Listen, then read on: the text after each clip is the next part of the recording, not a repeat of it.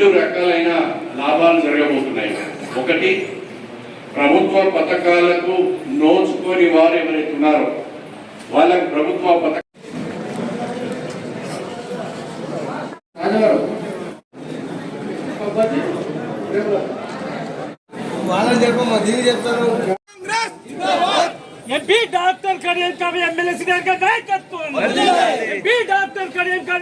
కళ్యాణ లక్ష్మి షాదీ ముబారక్ కొరకు కానీ లేదా ముఖ్యమంత్రి గారి ఆర్థిక సాయం సీఎంఆర్ఎఫ్ పొందేవారు కానీ ఎవరు అడిగినా ఎవరికి కూడా మీరు ₹1 లంచం ఇవ్వద్దు.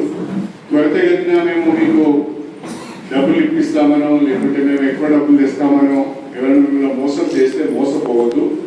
ఒక ₹5 ఖర్చు కూడా లేకుండా ప్రభుత్వ పరంగా మీకు రావాల్సిన ఆర్థిక సాయం అందించే బాధ్యత అధికారులది, నాది అని చెప్పి నేను ఈ సందర్భంగా తెలియజేస్తున్నాను. కళ్యాణ లక్ష్మి షాదీ ముబారక్ ప్రవేశపెట్టిన నాటి నుంచి నేటి వరకు ఒక్క మన నియోజకవర్గంలోని 7 మండలాలలో ₹150 కోట్ల ఆర్థిక సహాయం అందించడం జరిగింది.